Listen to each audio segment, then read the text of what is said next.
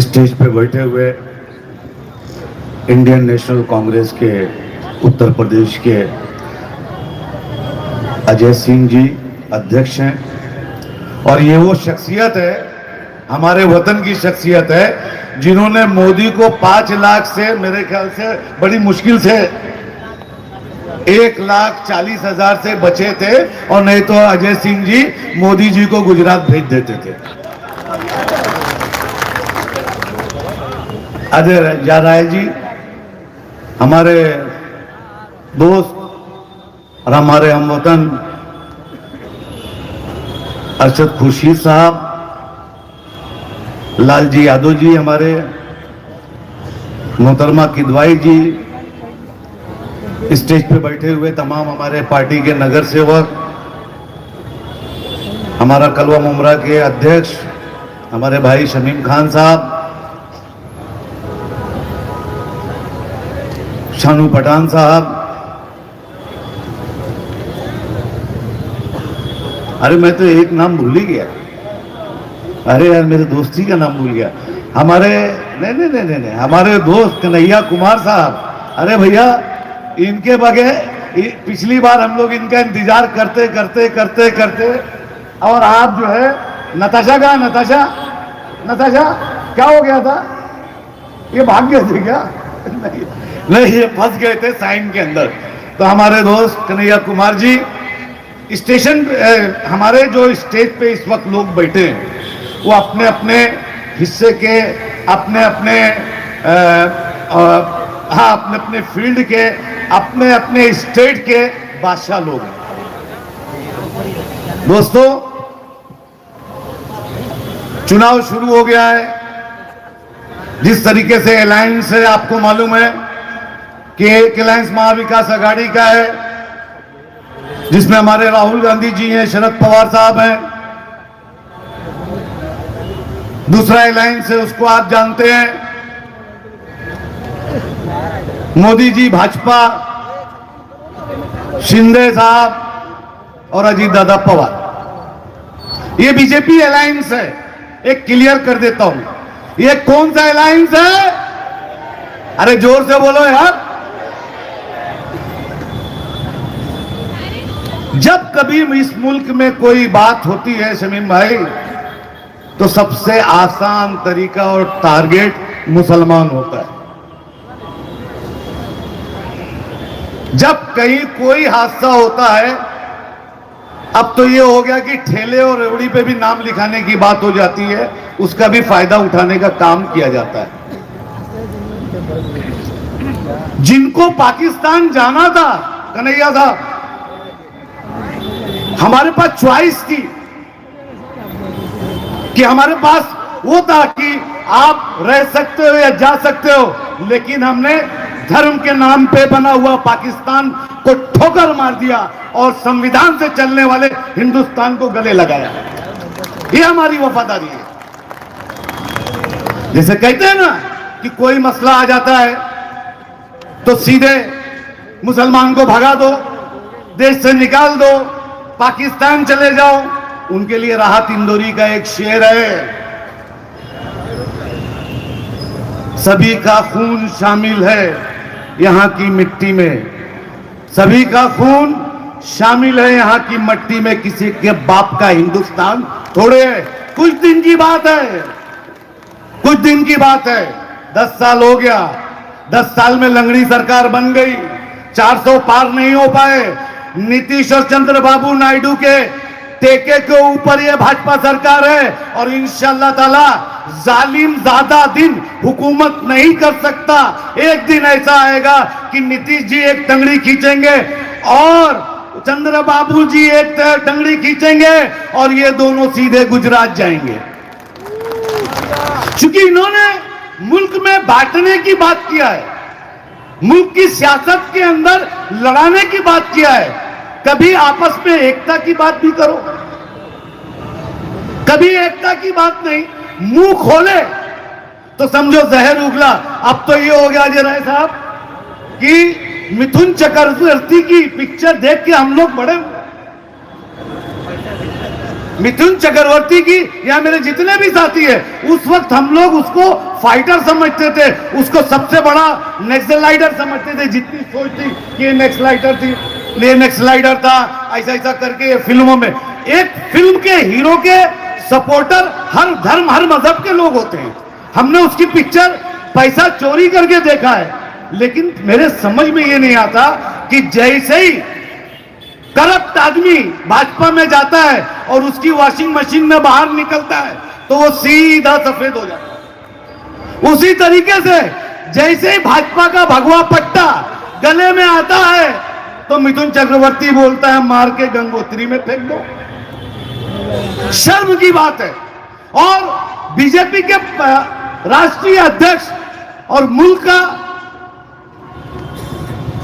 Minister stage पे बैठा रहता है, तो जैसे ही भाजपा में जाते हैं मार दो, काट दो, पीट दो, इस तरीके की भाषा का इस्तेमाल करते हैं। देखिए, ठीक है कि आज आप हमको गाली देके 10 साल राज कर लिए, लेकिन धीरे धीरे इस मुल्क के सेकुलर हिंदू, मैं एक बात बोलता हूं कि अगर हम कहीं जिता सकते हैं, हरा सकते हैं, तो 5-10 सीट पे इधर उधर कर सकते हैं, लेकिन जब 400 पार की बात हुई थी तो यही देश का सेकुलर हिंदू, सेकुलर विचारधारा के लोगों ने इनको रोक के रख दिया था, 400 पार होने नहीं दिया था। अगर इनकी विचारधारा को मानते थे तो 400 पार हो सकता था। लेकिन अजय राय जैसे लोग हैं ना, जितेंद्र आवाड जैसे लोग हैं ना, कि जब सेकुलरिज्म की बात आती है और लड़ाई की बात आती है तो यही लोग खड़े रहते हैं। इनके पीछे हमको खड़े रहना पड़ेगा, यही सच्चाई है। दोस्तों, ज्यादा टाइम नहीं लेना है क्योंकि बहुत ज्यादा टाइम लेना ठीक नहीं है, लेकिन मैं पूरे यहां पे जितना भी मजमा है और ये मेरे पूरे मुमरा कौसा का मजमा है, एक मर्तबा हाथ उठा के आप लोग बोल दो कि इंशाअल्लाह ताला चौथी मर्तबा जितेंद्र आवाड को बड़ी ताकत से मुमरा से जिता के हम भेजेंगे इंशाअल्लाह ताला, और मिनिस्टर भी बनवाएंगे। आप लोगों की दुआ रही। और बाकी सुन लो एक बात, ये छप्पड़ सप्पड़ बहुत आते हैं। मैंने 83 का 93 का गैंग वॉर देखा है। मैं किसी के बाप को डरता नहीं हूं, लेकिन मेरे लोगों को अगर छू दिया किसी ने तो यकीन मानो, अल्लाह की कसम खा के बोलता हूं, घुस घुस के मारूंगा चाहे जहां रहोगे। सभी भाइयों को मेरा क्रांतिकारी जय भीम। मैं इस मंच से जो फिरका परस्त ताकतें मुमरा में घुसी है, आवाड साहब जैसे सेक्युलर नेता को रोकने के लिए महाराष्ट्र की बीजेपी की जो चाल है, जो महाराष्ट्र के नेता डॉक्टर जितेंद्र आवाड साहब को मुमरा में रोक के रखने के लिए, क्योंकि उनके दिलों में डर बैठा हुआ है कि ये नेता आवाड साहब अगर महाराष्ट्र में घूमेगा तो उनकी 50 सीट भी नहीं आ सकती। ये खौफ उनकी दिल के अंदर है, इसके लिए उनको रोकने की जो कोशिश चल रही है, ये मुमरा वाले उनकी कोशिश को नाकाम कर देंगे और आवाड साहब को 1 लाख से ज्यादा की लीड से चुन के लाएंगे। क्योंकि आवाड साहब ये सेकुलर नेता है जो डॉक्टर बाबा साहब का नाम तय दिल से अपने दिल से लेता है, और बाबा साहब अम्बेडकर, छत्रपति शिवाजी महाराज, महात्मा ज्योतिराव फुले, एपीजे अब्दुल कलाम, इनके विचारों पे चलने वाला नेता हमारे डॉक्टर जितेंद्र आवाड साहब है। मैं कन्हैया कुमार जी से कहना चाहता हूं कि कन्हैया जी, जब आवाड साहब हमारे पूरे महाराष्ट्र में, पूरे देश में घूम के जय जय जय भीम का नारा लगाते हैं तो हमारा सीना छाती से फूल जाता है, क्योंकि हमारा नेता, हमारा आमदार ये पूरे देश का नेता है और वो पूरे देश में जय भीम का नारा लगाता है। मैं इस मंच से आप सभी से विनती करूंगा कि संविधान को बचाना है, बाबा साहब अम्बेडकर के विचार को बचाना है, तो डॉक्टर जितेंद्र आवाड साहब के साथ में हमको खड़ा रहना पड़ेगा। क्योंकि आवाड साहब ही जो नेता है, जो मुस्लिम पे अन्याय हो, दलित पे अन्याय हो, सबसे पहले आगे आके खड़ा रहता है। मैं यही कहूंगा, आने वाले 20 तारीख को 1 नंबर का बटन दबा के आवाड साहब को चुन के लाइए, और मेरे साथ में एक बार जय भीम का नारा आप सबको देना होगा। जय जय जय जय जय भीम, जय जय जय जय जय भीम। धन्यवाद। सीधे मैं बुलाने जा रहा हूं हिंदुस्तान भर में अपनी बेबाकी और जिंदा दिली के लिए पहचाने जाने वाला नाम, जवाहरलाल नेहरू यूनिवर्सिटी के छात्र संघ अध्यक्ष के रूप में और एक सियासी और समाजी कारकुन के तौर पर पूरे देश में बहुत मोहब्बत और सम्मान के साथ देखा जाने वाला नाम डॉक्टर कन्हैया कुमार को आप जोरदार तालियों से उनका स्वागत कीजिए। मैं उनसे निवेदन करता हूं कि आए और अपने खिताब और अपने विचारों से हम सबको अवगत करें।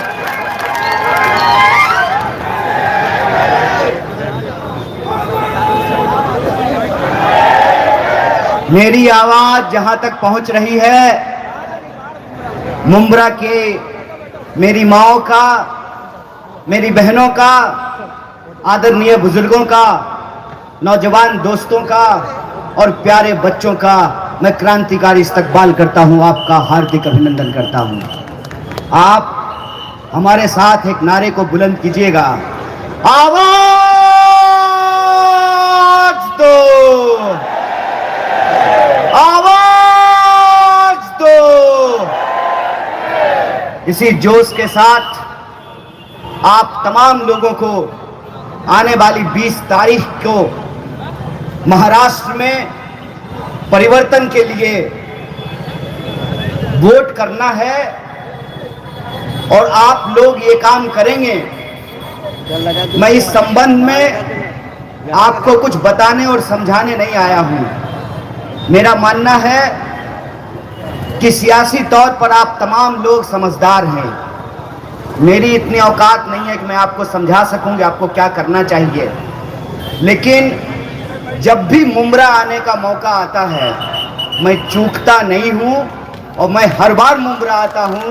मुंब्रा की हर लड़ाई में, हर संघर्ष में आपके साथ शरीक होता हूं, शामिल होता हूं। एक बार फिर हम अपने सम्मानित मंच को, हमारे सारे नगर सेवक को, हमारे बीच बनारस से आए हुए उत्तर प्रदेश कांग्रेस कमेटी के अध्यक्ष बड़े भाई आदरणीय अजय राय जी को मैं तहे दिल से शुक्रिया अदा करता हूं कि आपके बीच आने का मौका मिला है। कह रहे हैं भाई साहब कि पिछली बार चूके थे। अरे पिछली बार एक सभा में नहीं आए, उसका जुर्माना ये है कि दिन भर 10 सभा आप लोगों ने हमसे करवाया था। साथियों, मैं आपसे सिर्फ 3 बात कहना चाहता हूं। पहली बात तो ये कि आप सब लोग सियासत को बड़े गौर से देख रहे हैं। आप सियासत समझते हैं, आपको समझाने की जरूरत नहीं है। लेकिन मैं जो महाराष्ट्र के अलावे दूसरे राज्यों में घूम करके आया हूं, उससे एक सबक लेकर के आया हूं और मैं आपके सामने रखना चाहता हूं। पहला सबक यह है, ताजा तरीन घटना है हरियाणा का। हरियाणा में इंडिया अलायंस जीत रही थी, हमारी सरकार बन रही थी, तमाम सर्वे और रिपोर्ट कह रहे थे कि हम चुनाव जीत रहे हैं। गड़बड़ कहां हुई? गड़बड़ ये हुई कि हर किसी को ये लग रहा था कि हरियाणा जीत ही रहे हैं, इस सीट पे कुछ और हो जाएगा तो क्या फर्क पड़ता है। मैं कहता हूं, बूंद बूंद अगर घड़ा भरता है तो बूंद बूंद घड़ा खाली भी होता है। लोकतंत्र की सियासत में, जमहूरियत की सियासत में यह बात हमेशा समझना चाहिए कि हर वोट इंपॉर्टेंट होता है, हर सीट इंपॉर्टेंट होता है। जैसे इमारत को खड़ी करने के लिए हर ईंट जरूरी है, वैसे ही बहुमत के लिए हर वोट जरूरी है, हर आमदार को जीतना जरूरी है। इस बात को बस आप याद रखिएगा। और दूसरी बात, मैं महाराष्ट्र के अलग अलग इलाकों से घूमते हुए आपके बीच हाजिर हुआ हूं। मैं उत्तर महाराष्ट्र गया, मैं मराठवाड़ा गया, मैं कोंकण गया, मैं विदर्भ गया हूं और आज मुंबई थाने में आप तमाम लोगों के बीच उपस्थित हूं। एक बात जो बार बार सुनने को मिल रही है, कुछ लोग खास करके अजीत दादा के साथ घड़ी लेकर के जो गए हैं और अपना समय बदलने का इंतजार कर रहे हैं, वो लोग घर घर घूम करके एक दुष्प्रचार कर रहे हैं। ये मैं आपकी जानकारी के लिए आपको बता दूं। वो ये दुष्प्रचार कर रहे हैं कि हमको वोट दे दीजिए। खास करके जो भाजपा विरोधी वोट है महाराष्ट्र के भीतर, उनके पास जा रहे हैं और कह रहे हैं कि आप हमको वोट दे दीजिए, क्या पता 23 तारीख को हम भी पलट जाएं। मैं एक बात आपको कहता हूं, निश्चित को छोड़ करके अनिश्चित की ओर जाने से निश्चित भी अनिश्चित हो जाता है। और इस बार महाराष्ट्र ने यह अग्नि परीक्षा देख ली है। हम कहते हैं कि आप जिसको इस्तेमाल कर चुके हैं आपको उस पर विश्वास करना चाहिए, और जो इस्तेमाल हो चुके हैं उसको आपको पहचानना चाहिए। मैं बिहार से आता हूं, जो जितनी आसानी से आने की बात कर रहा है वो उतनी आसानी से जा भी सकता है, बस इस बात को आप याद रखिएगा। सोना खड़ा है कि नहीं खड़ा है इसका पता आग से चलता है, इसका पता ताप से चलता है। कहते हैं ना, वह पथ क्या पथिक कुशलता क्या, जिस पथ में बिखरे सूल न हो, नाविक की धैर्य परीक्षा क्या, जब धाराएं प्रतिकूल न हो। जब महाराष्ट्र के साथ खड़ा होने की बात आई, जब अपना ईमान बचाने का बात आया, तो कौन लोग महाराष्ट्र के साथ खड़े रहे और कौन अदानी के पास जाकर के अपना ईमान बेच दिए, उसको पहचानने का ये वक्त है। इस बात को आप याद रखिएगा। मैं आ रहा था, जिधर आप मुंह घुमाइए उधर महायुक्ति का बड़ा बड़ा पोस्टर लगा हुआ था, तो हम देखे कि उसमें पहचानने का कोशिश कर रहे थे। एक चेहरे पे कई चेहरे लगा लेते हैं लोग, बहुत सारे चेहरे थे उस पर। मेरे मन में एक सीधा सवाल आया कि इतना चेहरा लगाने का क्या जरूरत है, खाली अदानी जी का फोटो लगा दीजिए, बाकी सब तो उनकी ही चौकीदारी कर रहा है। आप बताइए कि महाराष्ट्र के लोग ये तय करेंगे कि महाराष्ट्र में किसकी सरकार बनेगी ना, कि दिल्ली में कोई व्यापारी बैठ करके तय करेगा कि महाराष्ट्र में किसकी सरकार बनेगी। डॉक्टर बाबा साहब भीमराव अंबेडकर ने, महात्मा गांधी ने, पंडित जवाहरलाल नेहरू ने, सरदार पटेल ने, मौलाना अबुल कलाम आजाद ने, इन लोगों ने एक संविधान दिया है हमको, जिस संविधान के तहत ये तय किया गया है कि रानी के कोख से राजा नहीं पैदा होगा, जनता का सेवक जनता के वोट से चुना जाएगा। आप हमको बताइए कि जनता के वोट के साथ गद्दारी किसने की। इसीलिए मैं कहता हूं, जो 50-50 करोड़ लेकर के अपना ईमान बेच दिए वो आमदार नहीं गद्दार हैं, और आपको 20 तारीख को गद्दारों से मुकाबला करना है, गद्दारों से जवाब मांगना है। सबसे ये कहने के लिए आया हूं, महाराष्ट्र के भीतर एक एक सीट को जीतना जरूरी है। एक एक सीट को जीतना इसलिए जरूरी है कि अगर हम महाराष्ट्र में चूके तो महाराष्ट्र की जो धन संपदा है उसको लूट करके ये अपनी तिजोरियां भरेंगे। और आप देखिए कि पैसा किस तरीके से पानी की तरह बहाया जा रहा है। इसीलिए मेरा आप तमाम लोगों से निवेदन है कि वो अगर अपने बच्चों के भविष्य के बारे में सोच रहे हैं, हमको महाराष्ट्र में एक ऐसी सरकार चुननी है जो हमारे बच्चों के भविष्य के बारे में चुने। इसीलिए मैं आप सबसे ये निवेदन करने के लिए आया हूं कि जब आप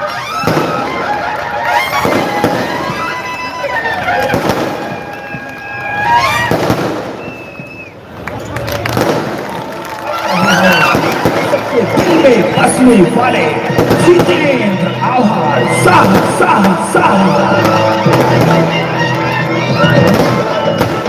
इसलिए क्या है ये सबको बताएंगे, गरीबों लाचारों का साथ निभाएंगे, साथ निभाएंगे। जितेंद्र आव्हाड क्या है ये सबको बताएंगे, गरीबों लाचारों का साथ निभाएंगे। बंद करो। इसीलिए मैं आप सबसे ये निवेदन करने के लिए आया हूं कि पूरा देश महाराष्ट्र की तरफ देख रहा है, पूरा देश मुंब्रा की तरफ देख रहा है कि मुंब्रा की जनता क्या फैसला लेती है। मेरा आपसे निवेदन है कि पिछली बार आपने 78,000 का मार्जिन दिया था, इस बार कम से कम इस बार का आंकड़ा 1 लाख पार कीजिएगा। बोलिए ऐसा होगा कि नहीं होगा?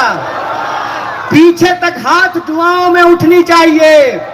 हमारी आवाज जहां तक जा रही है, हाथ उठिए, ये हाथ उठे और इस देश को एक संदेशा जाए कि मुंब्रा एक बार फिर से इतिहास बनाने के लिए तैयार है। और इतिहास बनाना इसलिए जरूरी है कि डॉक्टर बाबा साहब भीमराव अंबेडकर ने एक बात कही है।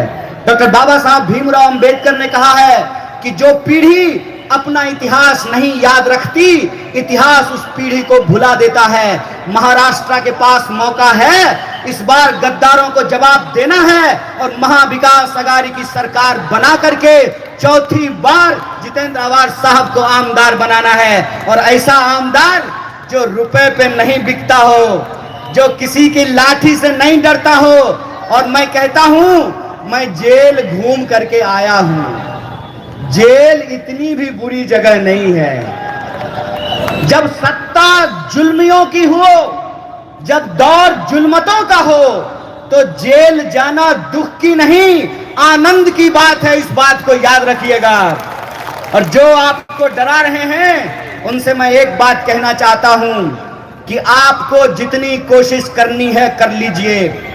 हम उस मिट्टी में पैदा हुए हैं जिस मिट्टी में राम प्रसाद बिस्मिल और अशफाकुल्लाह खान जैसे क्रांतिकारी पैदा हुए हैं। और वो कहते थे, सरफरोशी की तमन्ना अब हमारे दिल में है, देखना है जोर कितना बाजुए कातिल में है। अब तेरी हिम्मत की चर्चा गैर की महफिल में है, सरफरोशी की तमन्ना अब हमारे दिल में है। देखिए, आप हिम्मत से लड़ते हैं, इसीलिए आपकी घड़ी चोरी की गई है। मैं कहता हूं, महाराष्ट्र का टाइम खराब किया है इन लोगों ने, इसीलिए वो जो घड़ी लेकर के गए हैं उसका कांटा रुक गया है, वो समय दिखाना बंद कर दिया है। इस बार उन गद्दारों में के कान में हम बाजा बजाएंगे, इस बार बाजा बजाएंगे। और अदानी जी को लगता है कि वो थाने लूट लेंगे, धारावी लूट लेंगे, सैन कोलीवारा लूट लेंगे, नवी मुंबई लूट लेंगे। तो ए ठग व्यापारी, हो जाना समझदार। इस बार आई है महाविकास अघाड़ी मिलकर के तैयार, और इस बार परिवर्तन करेंगे और ऐसा परिवर्तन करेंगे, इतनी बड़ी बहुमत लेकर के आएंगे कि जय शाह के पप्पा का सूटकेस नहीं काम देने वाला है। कितना कलाकार है, आकर के आज झारखंड में भाषण दे रहा था। भाषण देते हुए बोला कि हम झारखंड को एक नंबर बना देंगे। सुनो, 30 साल से सरकार चला रहे हो, पहले अपने यहां तो एक नंबर बन जाओ। ये एक नंबर बना देंगे, जनता के बीच में आकर के चुनाव के वक्त में कहते हैं एक नंबर बना देंगे, और जो ही चुनाव जीत जाते हैं तो सबसे पहले अपने बेटा को बीसीसीआई के अंदर एक नंबर पे बिठा देते हैं। और खेला देखिए, हमको कहते हैं धर्म बचाने के लिए, हम धर्म बचाएं, इनका बाल बच्चा बीसीसीआई में मजा ले, खुद जो है आईपीएल पर टीम बनाता है और हमको कहता है कि ड्रीम 11 पर टीम बनाइए। भैया बहुत हो गया, ये खेला बहुत हो गया। रोजी रोजगार का सवाल है, रोजी रोटी, कपड़ा, मकान, शिक्षा, स्वास्थ्य, सड़क, बिजली, पानी, आत्मसम्मान का सवाल है। महाराष्ट्र में इस बार परिवर्तन होगा, और महाराष्ट्र में जब परिवर्तन हो रहा है तो महाराष्ट्र की असेंबली में मुंब्रा की सबसे मजबूत आवाज गूंजनी चाहिए। और मैं इसलिए इनकी तारीफ नहीं कर रहा हूं कि इनसे हमारी दोस्ती है, इनसे हमारी दोस्ती कोई खून के रिश्ते का नहीं है। कहां ये महाराष्ट्र के और कहां मैं बिहारी। हमारा इनका रिश्ता दरअसल विचार का रिश्ता है, ये वैचारिक संबंध है। और मैं कहता हूं कि विचारों का संबंध खून से ज्यादा गहरा होता है, क्योंकि खून के रिश्ते में कई बार लोग दौलत के लिए लड़ाई लड़ते हैं, लेकिन विचारधारा के संबंध में लोग कंधे से कंधे मिला करके विपरीत विचारधारा के खिलाफ संघर्ष करते हैं। इनके मुंह पे मैं तारीफ नहीं कर रहा हूं, मुझे आता नहीं ना मोहतरम को महतरम कहना, किसी को ज्यादा किसी को कम कहना। मैं इनकी तारीफ इसलिए कर रहा हूं कि आप पूरा का पूरा 5 साल उठा करके देख लीजिए। जब सुबह सुबह अजीत दादा पवार, मुझे नहीं लगता है कितनी जल्दी वो कभी जगे होंगे जीवन में, सिर्फ डिप्टी सीएम का शपथ ग्रहण लेने के लिए वो इतनी जल्दी सुबह सुबह जगे हैं। मराठी में एक बात कहते हैं, सकाले सकाली घेतली गाय। भोरे भोर एकदम शपथ ले रहे थे रात के अंधेरे में। उस वक्त जब सरकार तोड़ने की कोशिश की गई तो जितेंद्र अवार वो नाम था जो पवार साहब के साथ, शरद पवार के साथ मजबूती से खड़े थे और कह रहे थे एक ही साहब पवार साहब। और इन्होंने अपनी वफादारी का सबूत दिया। सरकार बनी, जब जब उस सरकार में संविधान के खिलाफ कोई परिस्थिति उत्पन्न करने की कोशिश की गई, ये मजबूती से उसके खिलाफ उठ करके खड़े हुए।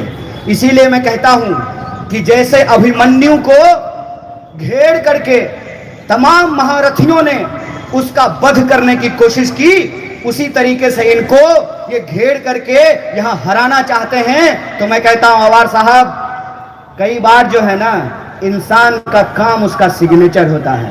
यहाँ हमारे बड़े भाई खड़े हैं, हमारे यहाँ कहावत कही जाती है कि नहाया हुआ शरीर और खाया हुआ शरीर छुपता नहीं है। आपका काम आपका सिग्नेचर है।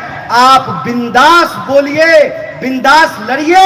मुंब्रा की जनता हमारे साथ है, मुंब्रा की जनता आपके साथ है। क्या मैं झूठ बोल रहा हूं? सच बोल रहा हूं ना? तो आपकी आवाज में इतनी बुलंदी हो, मुंबई तो क्या, यह गूंज दिल्ली तक पहुंचनी चाहिए। आप हमारे साथ नारे को बुलंद कीजिएगा, महाविकास आघाडीचा, महाविकास आघाडीचा। और आप 20 तारीख को एक नंबर पर बटन दबा करके एक नंबर आदमी को एक नंबर रखना है। यही अपील हमारा आप सबसे है। बहुत बहुत शुक्रिया, बहुत बहुत धन्यवाद। आप तमाम लोगों का धन्यवाद कहते हुए मैं आपसे विदा लेता हूं। इनकलाब जिंदाबाद। जय हिंद, जय महाराष्ट्र।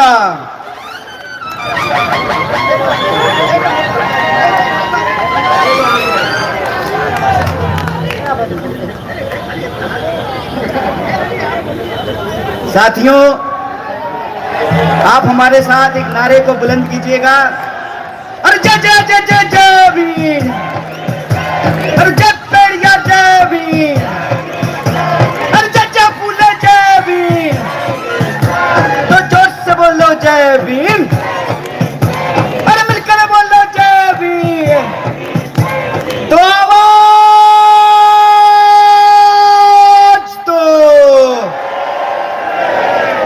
इस नारे पे एक भी हाथ नीचे नहीं, आसमान में दुआ की तरह ऊपर उठना चाहिए।